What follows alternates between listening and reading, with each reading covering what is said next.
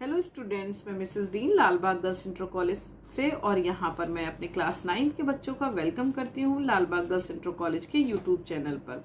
तो बच्चों, आज हम लोग गणित विषय में चैप्टर 3 स्टार्ट करेंगे, निर्देशांक ज्यामिति। जिस प्रकार हम लोगों ने अलजेब्रा पढ़ी, अंक गणित पढ़ी, रेखा गणित पढ़ी, उसी तरीके से निर्देशांक ज्यामिति भी है, जिनके जनक हैं रेनी द देकार्ते। तो बच्चों, आज हम लोग शुरू करते हैं।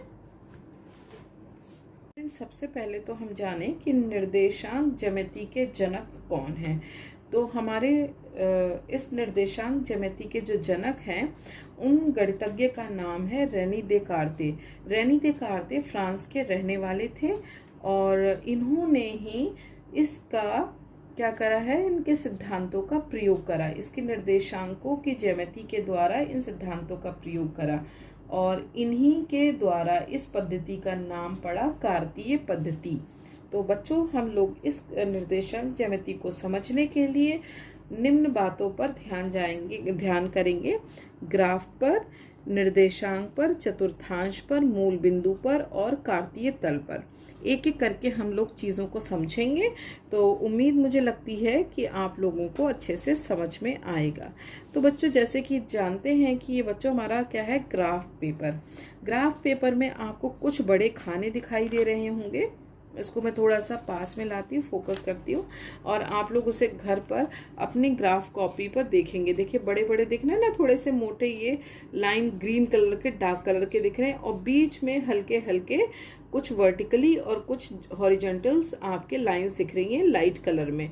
तो आप देखेंगे, यदि काउंट करेंगे तो अंदर एक ये बड़ा पूरा खाना है, इस बड़े खाने के अंदर 10 छोटे खाने होते हैं। तो इन बड़े लाइंस का ये जो इस तरीके की ये जो लेटी हुई हैं, इन्हें हम लोग कहते हैं क्षैतिज रेखाएं, यानी कि हॉरिजॉन्टल्स लाइंस। और जो हमारी ये खड़ी हुई लाइंस होती हैं, ये जिस तरीके खड़ी हुई हैं, इन्हें कहते हैं वर्टिकल्स लाइन, यानी कि खड़ी रेखाएं। तो ये हमारा पूरा ग्राफ पेपर होता है, जो छोटे छोटे खानों से बना होता है और इन छोटे छोटे 10 खानों से मिलकर एक बड़ा खाना बनता है। अब हम इस ग्राफ पेपर पर जैसे कोई हमें पॉइंट्स बनाने होंगे या कुछ भी बनाना होगा, तो सबसे पहले हमें लाइन ड्रॉ करनी भी आनी चाहिए। तो किसी भी तरफ हम लोग जो डार्क कलर की लाइन है उस पर अपना स्केल उसी पर रखेंगे, ना हल्के वाले पर कहीं नहीं रखेंगे, जो डार्क लाइन है। अब बीचों बीच में भी रख सकते हैं, थोड़ा लेफ्ट एंड राइट भी रख सकते हैं, कोई फ़र्क नहीं पड़ेगा। तो आपने क्या करना है, इन्हीं डार्क लाइनों पे ही अपना स्केल रखेंगे, चाहे आप क्षैतिज लाइन बनाएं, चाहे आप वर्टिकली लाइंस बनाएं। तो क्षैतिज लाइन पे जैसे डार्क मान लीजिए लाइन है ये हमारी। अब आप कोई भी एक पॉइंट ले लीजिए, इस पर आपने लाइन बनाई। यहाँ पर मैं पेन का यूज़ कर रही हूँ जिससे कि आपको अच्छे से दिखे, लेकिन आप लोग पेन का यूज़ नहीं करेंगे बच्चों, आप लोग पेंसिल ही का यूज़ करेंगे। अब इसी के डार्क लाइन के ऊपर मैंने अपना स्केल रखा और इस तरीके से हमने एक क्या बनाई, वर्टिकल लाइन बनाई, यानी कि खड़ी लाइन। और ये दोनों लाइनें एक दूसरे को परपेंडिकुलर यानी कि लंबवत काटती हैं। हम बोल रहे हैं लाइन, और लाइन का मतलब होता है रेखा, यानी कि जो दोनों तरफ अनंत तक जा सके, अनंत जब तक जा सके, इसलिए हम इसको दोनों तरफ किससे प्रदर्शित करते हैं, एरो से। ये इधर भी जा सकती है और ये राइट हैंड भी जा सकती है। इसी तरीके से जो खड़ी लाइन बनाई है वो भी, उसे भी हम एरो से प्रदर्शित करेंगे। इसका मतलब ये हुआ कि ये भी अनंत तक ऊपर भी जा सकती है और नीचे भी। जहाँ पर ये दोनों लाइनें काटती हैं एक दूसरे को, इसको हम लोग जनरली ओ से रिप्रेजेंट करते हैं। यही हमारा कहलाता है मूल बिंदु, यानी कि ओरिजिन पॉइंट। अब हम देखेंगे, इस ओरिजिन पॉइंट की वजह से ये आधा हिस्सा राइट चला गया, आधा हिस्सा लेफ्ट चला गया, आधा हिस्सा अप यानी ऊपर चला गया और आधा हिस्सा नीचे डाउन चला गया। तो ये 4 हिस्सों में ये बट गया। This is the first part, this is the second part and this is the third part and fourth part. यही हमारे कहलाते हैं चतुर्थांश। तो ये कहलाएगा फर्स्ट, ये कहलाएगा सेकेंड चतुर्थांश, यानी कि प्रथम चतुर्थांश, द्वितीय चतुर्थांश, तृतीय चतुर्थांश और ये कहलाएगा फोर्थ चतुर्थांश। ठीक है, यानी चतुर्थ चतुर्थांश यानी कि first coordinate, second coordinate, third coordinate, fourth coordinate, इनके द्वारा ये चतुर्थांश बन गए हमारे। जो हमारी लेटी हुई लाइन होती है, क्षैतिज रेखा होती है, इसको हम लोग एक्स अक्ष से रिप्रेजेंट करते हैं, और जो हमारी खड़ी हुई लाइन होती है उसे हम वाई अक्ष से रिप्रेजेंट करते हैं। तो पूरा लाइन हो गया एक्स एक्स डैश, और ये खड़ी हुई जो लाइन है, यानी वर्टिकली लाइन है, वो आपकी हो गई वाई वाई डैश।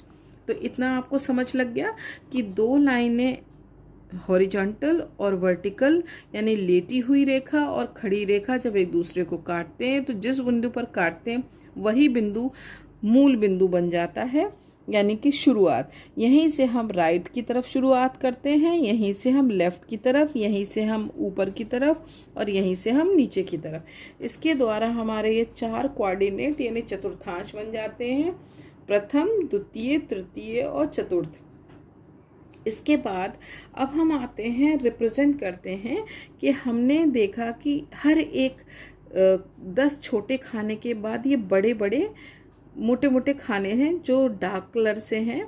ये हो गया 1, ये हो गया 2, ये हो गया 3, ये हो गया 4। इस तरीके से रिप्रेजेंट कर लेते हैं जैसे हम मूल बिंदु से राइट हैंड की तरफ चलें। इसी तरीके से आप सोचो बस इतना ही ना, इसी तरीके से हम लेफ्ट हैंड साइड चलेंगे। देखिए देखिए, this is the right and this is the left.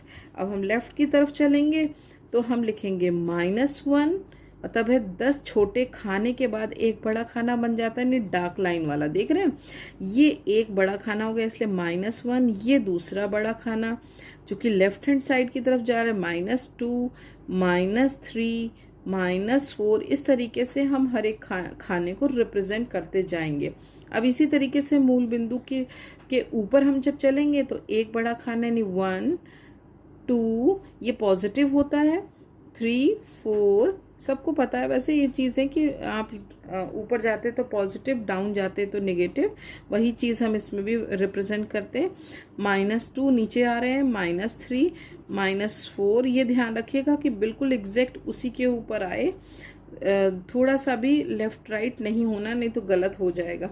इस तरीके से हम हर एक एक्सिस को, यानी कि जो हमारी लेटी हुई रेखा है और जो खड़ी रेखा है उस पर हमने मार्किंग कर ली।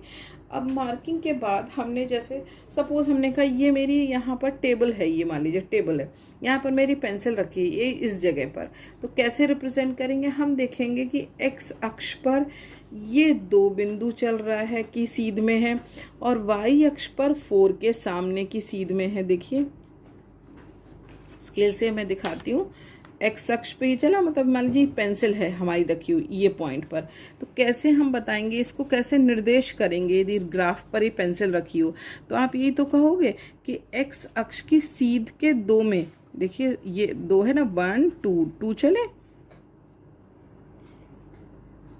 2 की सीध में, और वाई अक्ष के 4 की सीध में है। आप अपनी बात को इसी तरीके से कहोगे तो पहले एक्स अक्ष लिखा और फिर वाई, जैसे भी देख लीजिए पहले एक्स आता है फिर वाई आता है 4।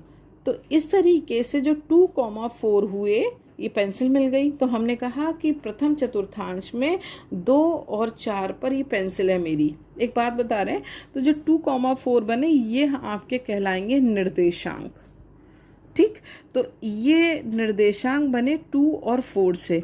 तो कहने का मतलब है 2 चले थे एक्स अक्ष की ओर, जो एक्स अक्ष की ओर चले वो कहलाता है भुज, और जो हम चले थे वाई ओर की तरफ वो हमारा कहलाता है कोटि। तो आपने एक चीज़ और सीख ली कि निर्देशांक क्या हैं, जो हमारे किसी भी वस्तु बिंदु की ओर इंगित करते हैं, निर्देशित करते हैं या उसको प्रदर्शित करते हैं, वो निर्देशांक कहलाते हैं। भाई कोई भी हमारा यहाँ पर ग्राफ पे रखा, मान लीजिए सपोज़ यहाँ पर कोई चीज़ ऐसे रखी है, इस तरफ रखी है, ये चलिए आपका ग्लास रखा है, ये ग्लास रखा है। अब हम कैसे जानेंगे कि यहाँ ग्राफ पे ग्लास किस पॉइंट पे रखा है? हमने पॉइंट तो आपको बता दिया, लेकिन आप कैसे हमें बताओगे? तो आप कहोगे एक्स अक्ष के दिशा में देखा तो ये -4 की तरफ जा रहा है, देखो सीध उसकी है ना।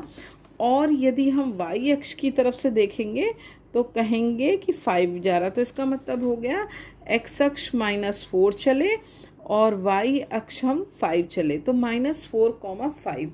जो -4,5 है ये आपका क्या बन गया, निर्देशांक। और एक निर्देशांक का मतलब होता है एक्स अक्ष की ओर चलने का मतलब होता है एक्स आपका भुज, और जो वाई अक्ष की ओर चलता है वो आपका क्या कहलाता है, कोटि। तो इस तरीके से हमने आपका आज कितनी चीज़ें कवर करी, ग्राफ कवर कर लिया, निर्देशांक बता दिए कि एक्स अक्ष और वाई अक्ष की ओर या अनुदिश चलने पर जो हमको भुज और कोटि प्राप्त होते हैं वही हमारे क्या कहलाते हैं, निर्देशांक। क्लियर है। और हमने चतुर्थांश भी क्लियर कर लिए और मूल बिंदु भी। तो इस तरीके से आज हम इतने ही पॉइंट्स को कवर करेंगे और सभी स्टूडेंट्स इन्हीं पॉइंट्स को फिर से रिवाइज करेंगे बुक की हेल्प से। आप लोग बुक देखिएगा, उसको भी पढ़ने के समझिएगा, क्योंकि मूल बिंदु क्या है आपका, एक्स अक्ष क्या है, वाई अक्ष क्या है, और एक्स अक्ष की ओर की दिशा की ओर यानी या कहेंगे एक्स अक्ष के अनुदिश चलने पर जो दूरी होती है या वाई अक्ष के जो अनुदिश दूरी होती है वो क्या कहलाती है। और इन्हीं दोनों भुज और कोटि के द्वारा हमारे क्या बनते हैं, जैसा कि बताया, एक भुज और एक कोटि के द्वारा हमारे निर्देशांक बनते हैं। तो इतने बातों को कवर करा है हमने। अब इन्हीं चीज़ों को आप दोहराएंगे। तो इसी के साथ आज का मैं ये टॉपिक यहीं पर एंड करती हूँ, इसी उम्मीद के साथ अगले टॉपिक के आगे हम लोग फिर इसी को आगे कंटिन्यू करेंगे। तब तक के लिए बच्चों ओके बाय, थैंक यू।